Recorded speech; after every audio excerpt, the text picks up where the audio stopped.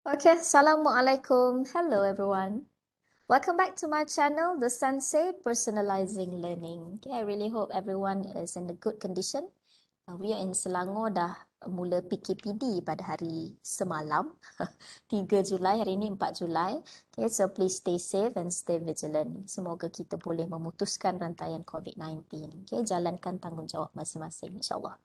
Alright, jadi hari ini Alhamdulillah ada masa terluang sedikit untuk Sensei share further tentang procedures ataupun elements ataupun steps that need to be taken before kita conduct pilot test and also during the pilot test and what you want to do after pilot test. Okay, jadi fokus video hari ini adalah untuk share the steps untuk pilot test specifically in product development punya research. Alright, jadi mana-mana sahabat-sahabat yang nak develop the product regardless what type of product is it.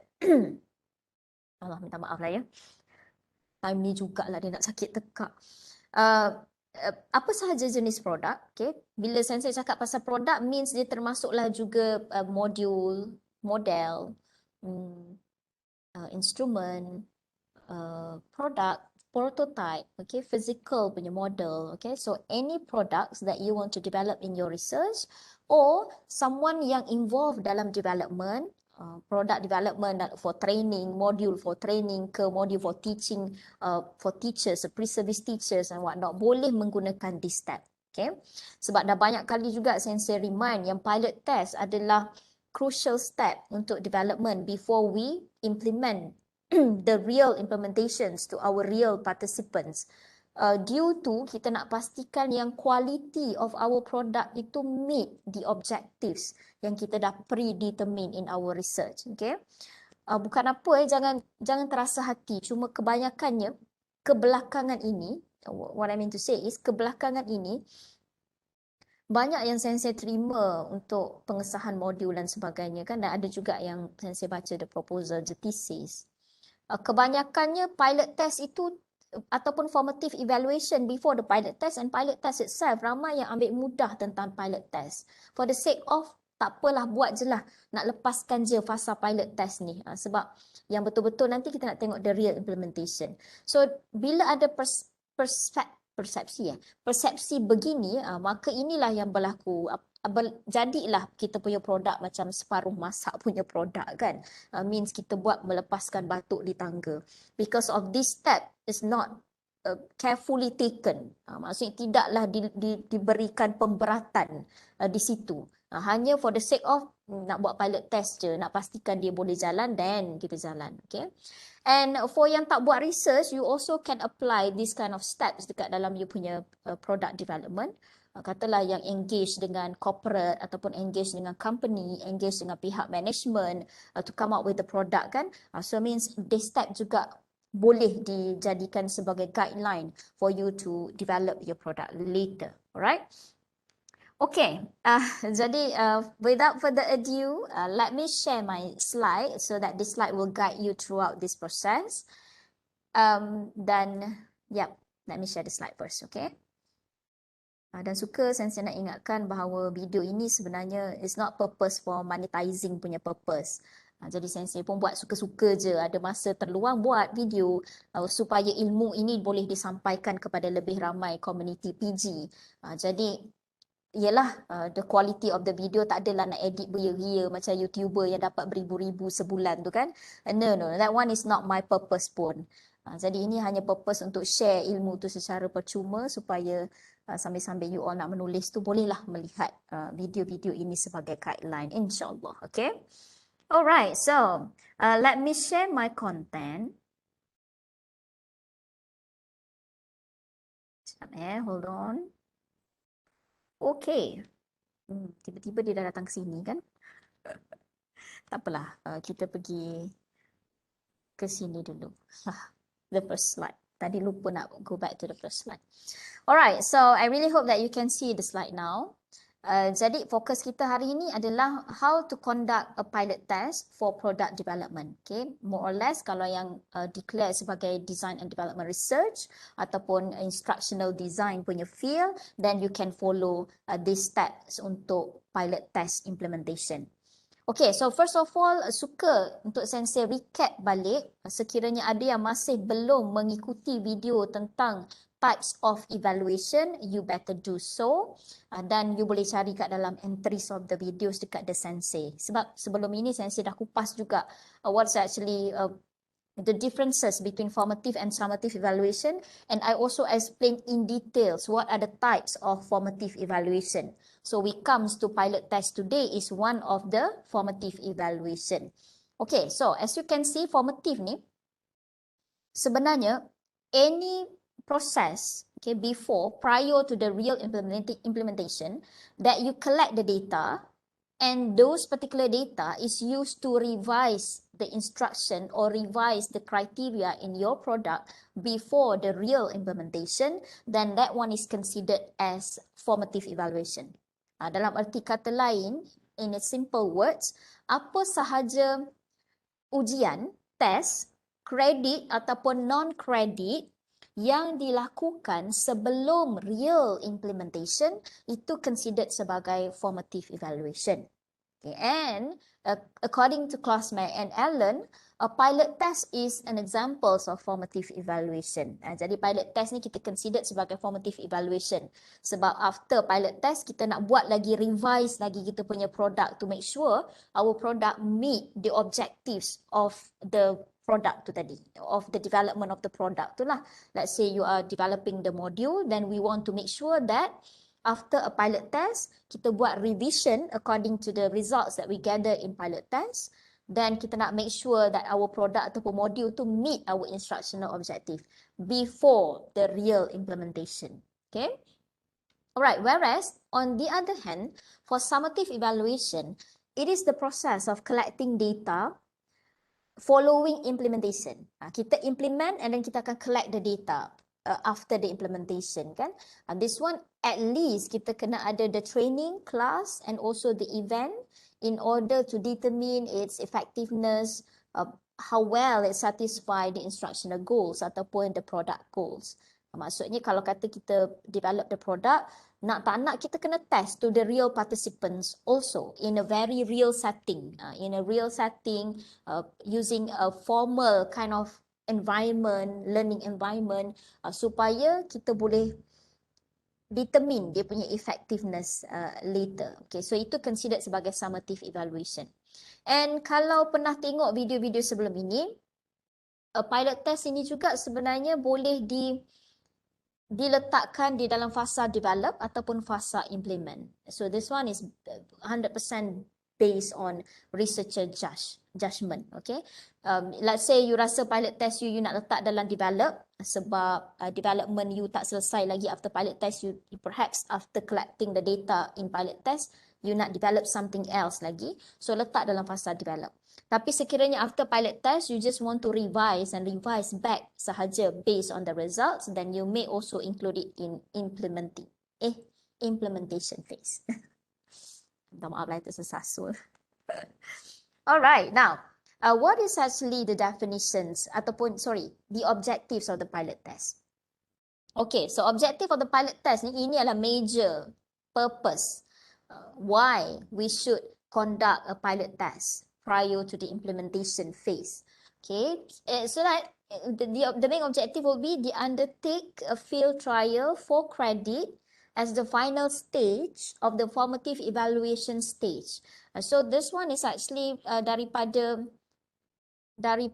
Klossman and Allen juga. Okay, jadi pilot test ni sebenarnya adalah the final stage dah before kita jump into our implementation ataupun real engagement with the client, with the final user kita. Okay, so before this, masa saya cover tentang formative evaluation, kita ada beberapa non-credit bearing punya test, one-to-one trial, small group trial, So after one of that formative evaluation should be our module ataupun our product tu dah di-revise beberapa kali. So bila sampai ke pilot test ni, actually kita dah almost complete because we have many prior formative evaluation before pilot test. So pilot test is considered as the final stage of the formative evaluation before we jump into implementation. So these are the major objektif. Pilot test ni dikira for credit lah. For credit ni maksudnya kita nak letakkan credit bearing dekat pilot test tu. Dikira sebagai official, legal, legit. Betul ke macam tu? Yang sebelum ni formative evaluation macam one-to-one trial tu is just for the sake of kita nak enhance kita punya kesilapan yang sebelum-sebelum ini. Okay? Tapi this one kita kena record and buat betul-betul. Itu maksud dia credit bearing tu lah. Sebab pelajar pun memang kita uji betul-betul waktu pilot test. Okay. So, let us take a look the condition for pilot test. Okay.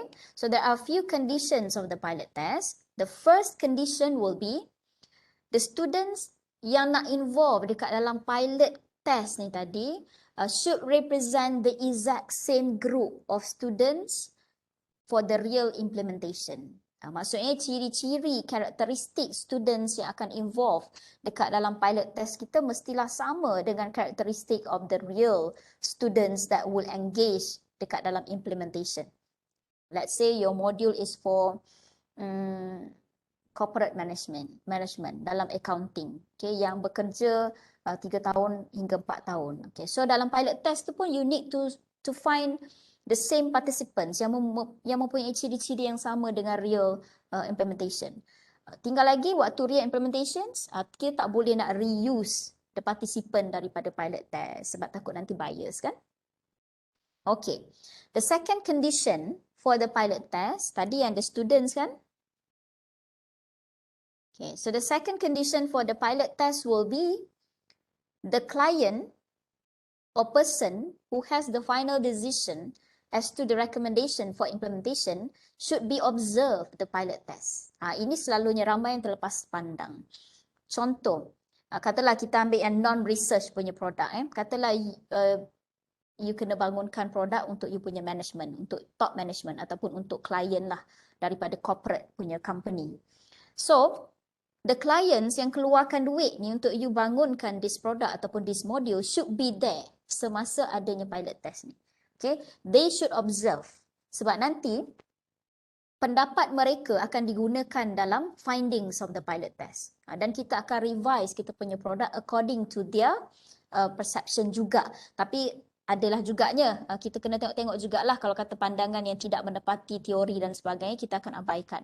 Tapi itu non-research yang melibatkan stakeholders lah, yang melibatkan stakeholders ataupun funding punya resource kan, itu juga perlu diberi perhatian. Okay, whereas for research punya produk, okay, katalah you buat modul ni adalah untuk pelajar-pelajar, students IPG lah katakan so students IPG ni yang nak guna this module should be dia punya lecturers. Jadi waktu pilot test tu jemput seorang atau 2 orang lecturers yang boleh bagi pendapat, yang ada kata putus lah, maksudnya dia boleh endorse yang modul ini sesuai digunakan. Okay? Itu yang maksudkan sebagai person who has the final decision as to the recommendation for implementation. Maksudnya suara mereka akan didengari ataupun dia punya kepakaran itu akan menjadikan kita lebih yakin, confidence ataupun final decision to implementation. Jadi contoh dia macam tu. Maksudnya kita kena jemput the observer masuk ke dalam pilot test session kita.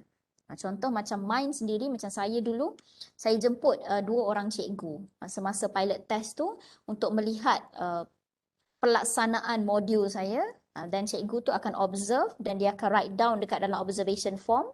So through that observation form, saya akan retrieve lah dia punya pendapat, opinion dan sebagainya. Sekiranya ada penambahbaikan yang cikgu tu berikan, saya akan revise accordingly.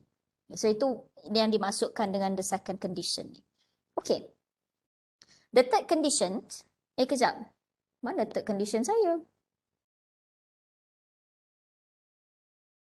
The students, agaknya terdelete kot. Maafkan saya.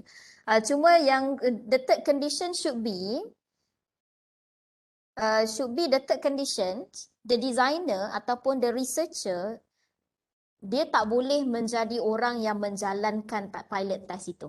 Sebab nanti dia akan jadi bias. Okay, I'm sorry because I didn't put it here, tapi ada 3 condition. Okay, the last condition will be you as a designer or you as a researcher you akan jadi observer juga dekat dalam pilot test punya sesi. Kita kalau boleh jangan kita yang jalankan the pilot test. Sebab produk itu kita yang bangunkan.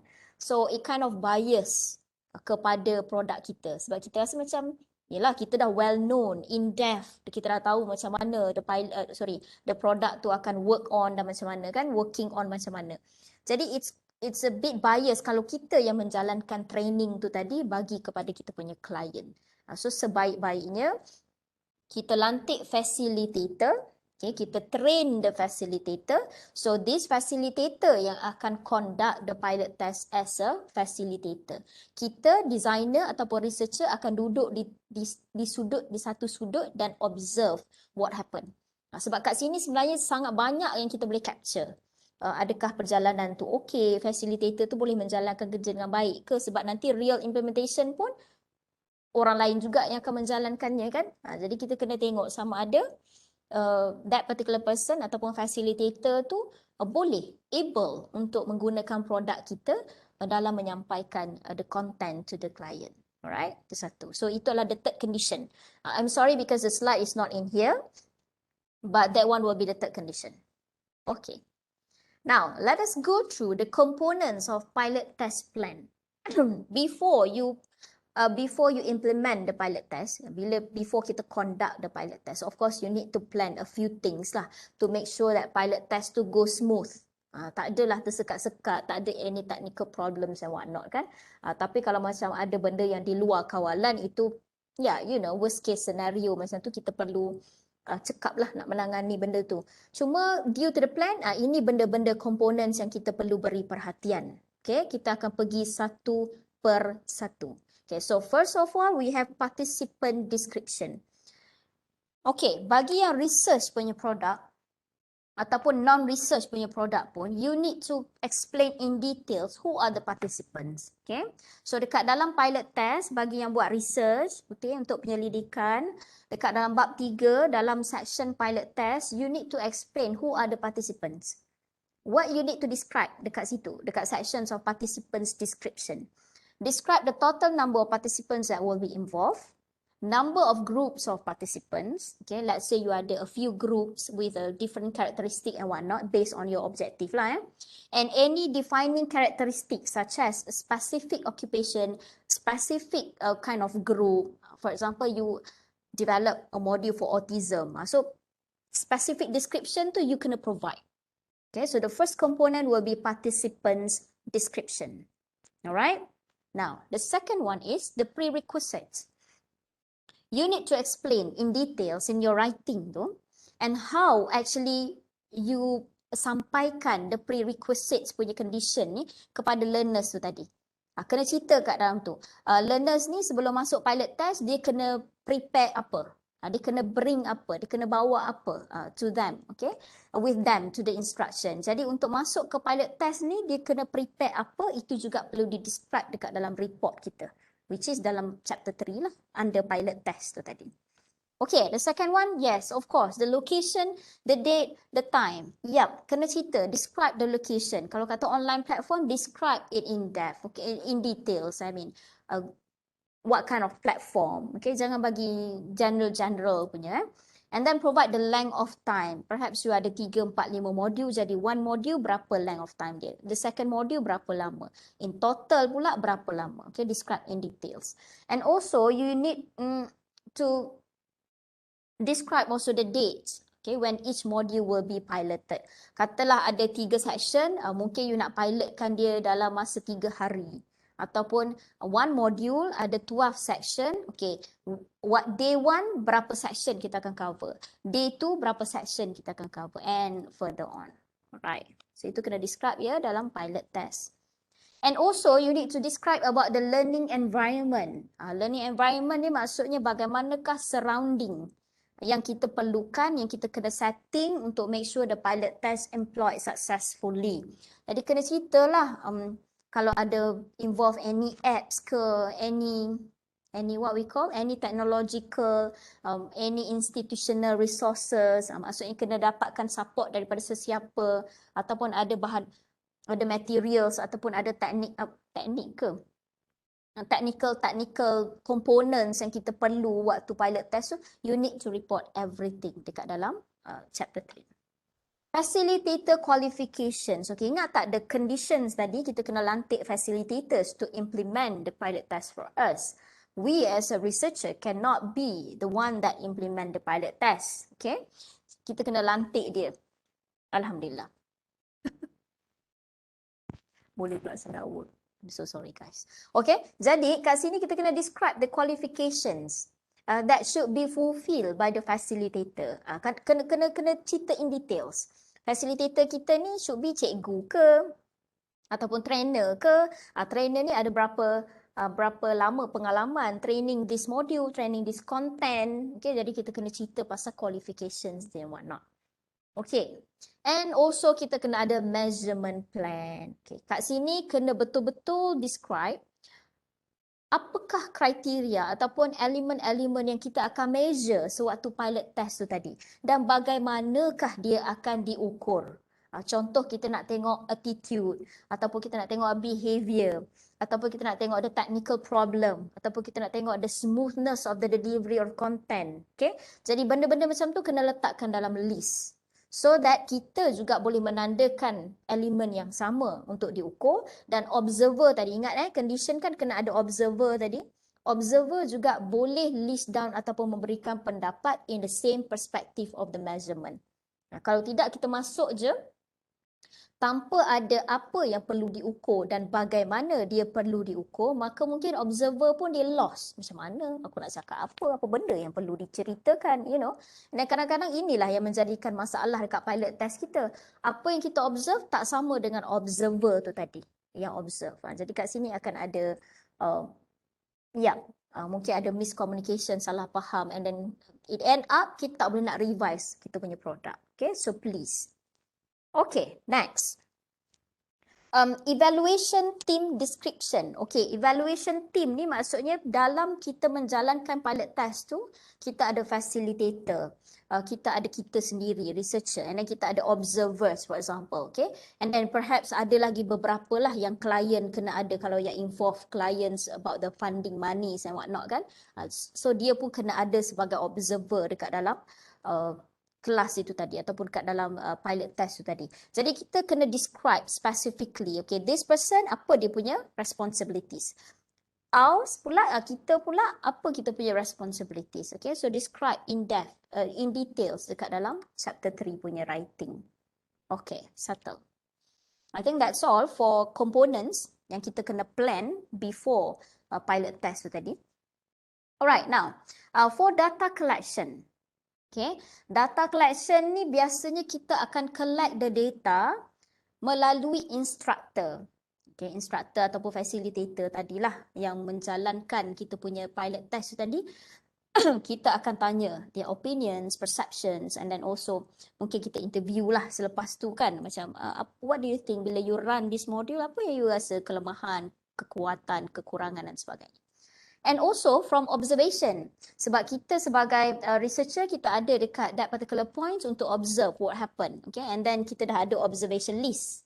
Sama juga dengan another 2 observers yang mungkin kita lantik, which is yang boleh buat final decision tadi. Okay, remember, nanti patah balik kepada the 3 main condition for pilot test tadi kan. So kita kena ada observer kat situ. Okay, jadi itu juga boleh dijadikan sebagai data kita. Itu juga kita collect as a data lah. And then perhaps lepas implementation, kita pun interview a few participants yang nampaknya macam mungkin ekstrim lah, yang ekstrim berbeza daripada yang lain kan, ataupun yang biasa-biasa pun boleh ambil juga. It depends on your objective and it depends on your capability juga. Kita ambil 3-4 orang students ataupun participants yang involved in this training or learning dan kita tanyalah. Dia tanya pendapat dia, maybe open-ended questionnaire pun boleh, kita nak buat interview pun boleh, a very brief interview. So that one will be another method for observation ataupun data collection. And you also can embed a test course. Waktu dah lepas satu session ataupun 3 hari punya sessions of pilot test dan kita bagi test. Jadi kita nak tengok sama ada betul ke dia boleh meningkatkan skor dia, pemahaman dia dan sebagainya. Okay, or you can also put a post test. Boleh. Maksudnya kita dah ada kita punya test assessment, dan kita bagi juga sewaktu pilot test tu tadi untuk memastikan the participants were able to answer this and that. Kita juga boleh bagi kita punya instrumen sekiranya ada nak measure behavior ke motivation ke, kita boleh bagi instrumen semasa itu. Dan untuk yang instrumentation, untuk instruments kita boleh calculate the reliability. Terus boleh calculate the reliability based on the answers daripada participant semasa pilot test tu. Okay? Boleh Alright. Masa ada orang jawab je kan? Boleh ke? Alright. Maafkan saya. Sebab saya memang selalu mengajar online kan macam ni kan. Jadi I just imagine all of you actually watching me lah currently. Alright. So selepas kita dah collect the data from this particular source, okay, apa yang kita kena buat? Okay, apa yang kita kena buat? So kat sinilah comes what we call as a formative evaluation ni. Any revision, anything yang kita rasa macam logik untuk kita revise, okay, before kita implement, kita kena revise those particular things. All the data collection dalam pilot test tadi perlu kita tengok satu-satu dan kita perlu tengok yang mana satu perlu kita revise, yang dia akan ada effect, major effect to our main implementation nanti. Alright? So, all this revise ni kita akan buat based on the data collected. Data collected ni maksudnya daripada this particular method tadilah. Okay, so based on the reflections, based on the interview and whatnot, kita akan decide the final adjustment lah sebelum kita nak implement nanti. Okay, and also ini pengalaman peribadi saya lah sebenarnya. Bila saya letakkan observers and bila saya letakkan participants and also facilitator during the pilot test, dia akan ada banyak pendapat yang bercanggah sebenarnya antara satu sama lain. Okay, kadang observer kata, oh this one is okay, tapi facilitator tu yang conduct benda tu dia rasa macam agak susah lah saya nak move here and there, you know. But for the final adjustment before the implementation, you should go back to your learning theory lah. Learning principles, learning theory and also the development principles yang you dah guna. Kalau katalah apa yang dicadangkan itu bercanggah daripada principles, daripada teori ataupun daripada modul yang kita model yang kita ambil, so nasihat saya abaikan pun tak apa. Kecuali sekiranya pandangan itu ataupun data yang kita dapat tu untuk revise tu sangat prominent. Maksudnya pendapat dia tu, ya betul, logik lah. Walaupun benda tu adalah dalam model kita ataupun dalam teori kita, tapi in realitinya ini berlaku dan ia menyebabkan kesukaran dalam pelaksanaan. Okay, so means kita ada jumpa satu contribution lah. Based on teori, sepatutnya tak ada benda tu. Tapi based on the reality, real implementation, kita jumpa ada satu benda yang perlu kita ubah suai. Okay, so ini maksud kita ada contribution yang baru kepada development tu tadi. Alright, so boleh masukkan, tak ada masalah. No worries. Alright. Okay, so itu adalah the revisions. Okay, after kita dah collect the data and whatnot, kita kena sit down, kita kena analyze the data. Kalau kuantitatif cara kuantitatif lah. Kalau kualitatif punya data, kita analyze cara kualitatif lah. Okay, and then after that kita summarize and then buat final adjustment to our product supaya our product tu dah tip top waktu kita nak implement tu nanti, insyaAllah. And these are actually the evaluation team that you may want to involve with. Okay, ini adalah antara orang-orang yang sahabat-sahabat boleh lantik sebagai observer semasa pilot test. Okay, first of all, instructional development group, yes, of course, ada developer, kawan-kawan yang sama-sama buat research, yang juga dalam instructional design, yang juga dalam DDR punya bidang. Okay, kita boleh ajak kawan-kawan kita tu untuk jadi observer ataupun evaluate kita punya modul. External review panel, yes, boleh panggil expert, boleh panggil panel daripada luar, boleh panggil macam the end user juga kan. Contoh macam kita nak buat modul tu untuk pensyarah IPG. So kita boleh jemput pensyarah IPG seorang atau dua orang untuk masuk sebagai evaluation team kita. And then representative from management. Okay, this one actually the third component, the third the third evaluator ni eligible sekiranya yang non-research product lah. Maksudnya kita memang buat produk tu adalah untuk fulfill the management requirements. So of course, the representative from the management must be in the pilot test so that dia boleh evaluate and give a decision whether it is comply ataupun tidak kepada management punya needs. Okay. So untuk non-research, untuk research punya produk mungkin kita tak ada melibatkan management. Okay. Cuma boleh juga nak panggil, contoh macam nak panggil pengetua ke join sekali. Kan, tengoklah, tengok kita punya produk ni dalam perspektif mereka sebagai management team. Macam tu, boleh, tak ada masalah. Okay, but in anyhow, before we proceed to the evaluation, before this team proceed to evaluate and giving out dia punya perceptions, opinion throughout our pilot test punya process, you need to debrief dululah. Debrief dulu dia. Bagi briefing, a very short briefing, and then perhaps you need to prepare the observation list. So everybody that involved in evaluation team know what is actually to measure and how to measure. Kita kena brief. Okay, so at least ada seorang pun tak apa dah. Kita ada 3 observer, termasuk kita jadi 4 observer, and then facilitator yang menjalankan pilot test. Jadi insya-Allah pilot test kita akan komprehensif.